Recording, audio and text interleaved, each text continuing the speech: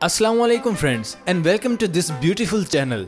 दोस्तों आज मैं आपको कुछ ऐसे फैक्ट्स बताने वाला हूं कि आप उन्हें सुनकर चौंक जाओगे। तो दोस्तों बिना किसी देरी के आज का ये अमेजिंग सफर स्टार्ट करते हैं। नंबर 1, दोस्तों अगर आपने ये बात नोटिस की होगी तो ये जानते होंगे कि कार की हेडरेस्ट सीट से पूरी तरह से निकल जाती है और इस हेडरेस्ट के साथ 2 मेटल के रॉड भी होते हैं। लेकिन क्या आप जानते हैं कि ये हार्ड रेस्ट आपकी कार की सेफ्टी फीचर्स में शुमार की जाती है? जी हाँ दोस्तों, इन डिटैच हेडरेस्ट को लगाने में एक खास मकसद होता है। इमरजेंसी में अगर खुदा न खास्ता आप गाड़ी के अंदर फंस जाते हैं या आप गाड़ी में ही किसी हादसे का शिकार हो जाएं और गाड़ी का दरवाजा न खुल रहा हो, तो ऐसी सिचुएशन में इस हेडरेस्ट में लगी मेटल रॉड की मदद से गाड़ी का शीशा तोड़कर आप बाहर निकल सकते हैं और आपकी जान भी बच सकती है ना? कमाल का फीचर। इसको अपने दोस्तों के साथ जरूर शेयर कीजिएगा। नंबर 2, दोस्तों क्या आप जानते हैं कि कुछ मुल्कों में चप्पल पहनकर आपको मोटरसाइकिल चलाने पर फाइन भी हो सकता है? और क्या आप जानते हैं कि ऐसा क्यों होता है? तो मेरे प्यारे दोस्तों, 2 व्हीलर व्हीकल को चलाने के लिए प्रॉपर गियर में होना जरूरी है, क्योंकि चप्पल को राइडर गियर का हिस्सा नहीं मानते। इसलिए बाइक चलाने के लिए शूज पहनना बहुत जरूरी होता है। ये बात तो अलग है कि इस चीज को पाकिस्तान में तो बिल्कुल भी अप्लाई नहीं किया जाता, लेकिन इस लॉ को बनाने के पीछे ये सोचती कि चप्पल में गियर शिफ्ट करना बहुत ही मुश्किल हो जाता है और बाइक पर तो स्लिप होने के चांसेस भी बहुत होते हैं, जिनमें पांव पर चोट लगने के सबसे ज्यादा चांसेस होते हैं। इस सिचुएशन में शूज आपको प्रोटेक्शन देने का काम करते हैं, लेकिन ये किक मारने में भी काफी आसानी देते हैं। तो दोस्तों अगली बार राइड पर निकलें तो हेलमेट के साथ साथ शूज को पहनना मत भूलिएगा।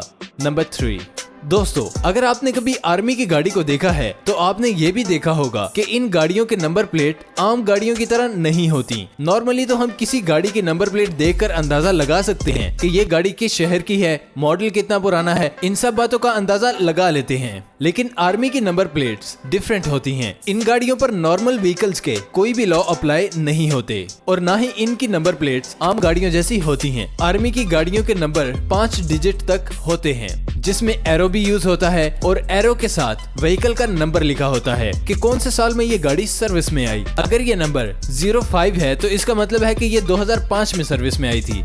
ईयर के बाद अल्फाबेट का इस्तेमाल होता है, जो कि ABCD कुछ भी हो सकता है। अल्फाबेट के बाद 5 नंबर का यूनिक रजिस्ट्रेशन नंबर होता है, जो कि सिंगल लेटर के साथ खत्म हो जाता है। उम्मीद है कि इस इंफॉर्मेशन से आर्मी की गाड़ियों को आसानी से आप डिकोड कर लेंगे। नंबर 4, दोस्तों हमारे इस चैनल में हम दुनिया भर की इंस्पायरिंग स्टोरीज की बात करते हैं। तो आज दोस्तों मैं आपको एक कहानी बताऊंगा नानजिन ब्रिज की, जो कि दुनिया में सबसे ज्यादा फेमस सुसाइड में है। इस ब्रिज पर कपल ऑफ ईयर्स से मिस्टर चेन सिन नाम का एक शख्स, जो हफ्ते के बाकी दिनों में कॉरियर का काम करता है, ये वीकेंड पर यहाँ आता है और सुसाइड से आने वाले लोगों की जान बचाता है। इनकी उम्र 50 साल है, जो कि 16 सालों से सुबह 6 बजे से 150 मीटर ऊंचे डबल ब्रिज को पेट्रोल करता है। जब कोई भी इंसान यहाँ सुसाइड के लिए आता है तो ये बगैर किसी भी डर के ये इन परेशान लोगों से बातें करता है और इनको दुखों को सुनता है। विदाउट अफ्रेड उनके घर का इंतजाम भी करता है और अपनी खुद की जेब से लोगों की मदद भी करता है। दोस्तों चेंसी वो सब काम करते हैं जिससे उन बेसहारा लोगों में जिंदगी जीने का हौसला आ सके। अपने इस नोबल मिशन से चेंसी अभी तक 300 से भी ज्यादा लोगों को सुसाइड से बचा सके हैं, जिनकी वजह से उनको एंजल ऑफ नानजिंग के नाम से भी जाना जाता है। दोस्तों ऐसे इंसान के लिए वीडियो पर एक लाइक तो बनता है। नंबर 5, दोस्तों क्या आप जानते हैं कि 2019 के एक अफ्रीकन आदमी ने अपनी जमीन और जंगल बड़ी बड़ी ऑयल कंपनीज के हाथों में जाने से कैसे बचा लिया था? सुनने पर तो आपको भी यकीन नहीं होगा, लेकिन उम्मीद की एक किरण तो है, जो कि इक्वाडोर की एक कहानी है,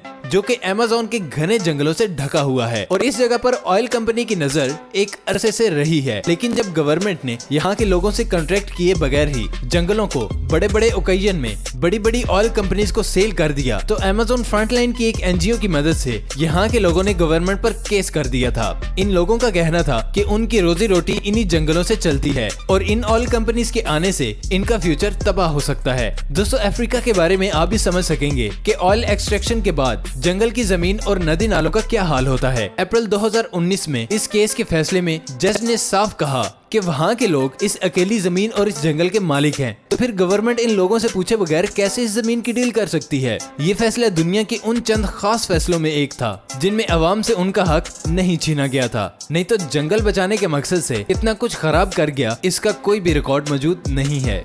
नंबर 6, दोस्तों जब भी रोड की कंस्ट्रक्शन का काम होता है तो सबसे पहले दरख्तों को काटकर जमीन साफ की जाती है। लेकिन दुनिया में दोस्तों ऐसे लोग भी हैं जो दरख्तों को इतना फजूल नहीं समझते। जापान की ही बात करते हैं। क्या आपको पता है कि जापान में सड़क बनाते हुए अगर दरमियान में कोई बड़ा दरख्त आ जाता है तो उसको काटने की बजाय वो उसकी जड़ों को कुछ इस तरह से निकालते हैं कि उस दरख्त को किसी दूसरी जगह रिलोकेट किया जाता है। इस तरह सड़क बनाने में भी कोई मुश्किल नहीं आती और बहुत से दरख्त भी बच जाते हैं।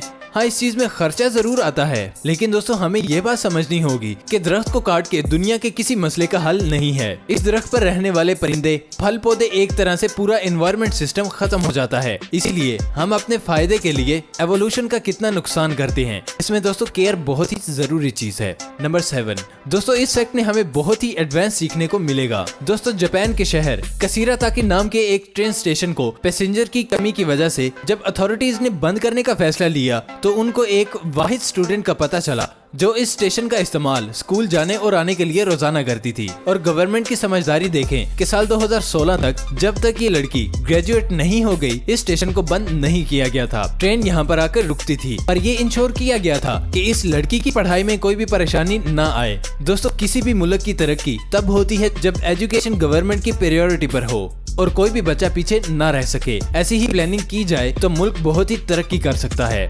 नंबर 8 दोस्तों, आपने टूथपिक के एंड पर कुछ खास पैटर्न को तो देखा ही होगा, लेकिन क्या आप जानते हैं कि ये खास डिजाइन किस लिए ऐसी बनाई जाती हैं या फिर इनका एक खास प्रैक्टिकल पर्पस भी होता है। दोस्तों ये डिजाइन टूथपिक के एक वीक पॉइंट की तरह ही काम करता है, जहां पर एंड को तोड़ने के लिए आपको टूथपिक को रखने का स्टैंड मिल जाता है। चाहे आपका टेबल गंदा हो तो आपके टूथपिक की सैनिटाइजेशन मेंटेन रहेगी। बहुत कम्प्लेक्स तो नहीं, बल्कि एक हैंडी ट्रिक जो मैं आपके साथ शेयर करना चाहता था फ्रेंड्स। नंबर 9 दोस्तों, क्या आप जानते हैं कि जापान में एक रस्म होती है कि अगर एक लड़की एक लड़के को पसंद करती है, लड़की लड़के की शर्ट का अपर वाला बटन तोड़ने का कहती है, क्योंकि वहाँ ऐसा माना जाता है कि ये बटन हट के बहुत करीब होता है, इसलिए उसको तोड़ के दे दो। ये था दोस्तों जापान का एक यूनिक सा फैक्ट। Number 10 नेक्रो pants. इसके बारे में क्या दोस्तों आप जानते हैं? एक्चुअली दोस्तों नेक्रो पैंट्स कुछ खास नहीं होती, बस ये पैंट्स मरे हुए इंसान के चमड़े से बनती हैं। एक्चुअली दोस्तों आइसलैंड के कुछ लोग जो जादू टोने का काम करते हैं वो ये मानते हैं कि जिनके पास ये पैंट होती है वो अनलिमिटेड वेल्थ को अट्रैक्ट करती है। यार 100% इट्स अ मिथ, लेकिन वहाँ पर लोग इस बात पर यकीन रखते हैं। लेकिन दोस्तों क्या आप जानते हैं कि इस दुनिया में एक ही नेक्रो पैंट है बची हुई जो कि आइसलैंड के एक म्यूजियम में मौजूद है। नंबर 11 सर दोस्तों, आपकी व्हीकल्स में मिलिट्री ग्रेड ये वर्ड देखने को मिलेगा। ये लिखा जाता है कि ये मिलिट्री ग्रेड टेक्नोलॉजी से बनी व्हीकल है, मतलब कि मिलिट्री ग्रेड टेक्नोलॉजी का ये हिस्सा है। तो दोस्तों क्या आप जानते हैं कि रियल में ये मिलिट्री ग्रेड को इतना खास समझने की जरूरत नहीं है, क्योंकि मिलिट्री ग्रेड का मतलब है meeting the bare minimum requirements of durability while also costing the least. बस ये के और सही प्राइस में मिल जाए। तो दोस्तों रियल में इट्स अ मार्केटिंग वाला वर्ड, समझ गए ना।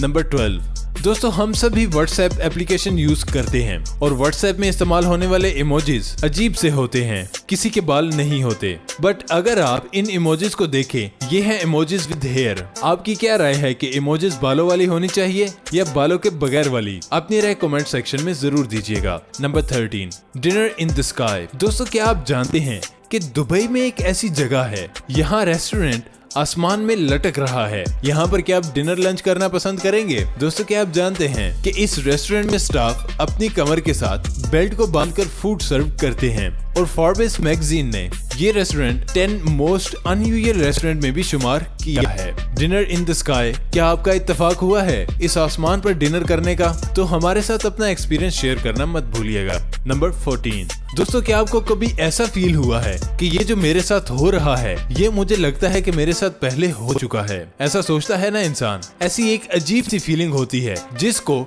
डीजा वू कहते हैं। एक्चुअली इसकी एक उल्टी टर्म भी होती है साइकोलॉजी में, जिसको जेम्स वू कहते हैं। डीजा वू मतलब कि किसी जगह पर जाना और ऐसा फील करना कि ये जो मैं कर रहा हूँ ये पहले हो चुका है मेरे साथ। और जेम्स वी वो चीज होती है कि किसी चीज को आप डेली देख रहे हैं बट आपको उसी चीज को देखकर ये फील हो कि ये वाकई में क्या मेरी चीज है, मतलब कि एक फेमिलियर चीज जो आपको अनफेमिलियर लगे।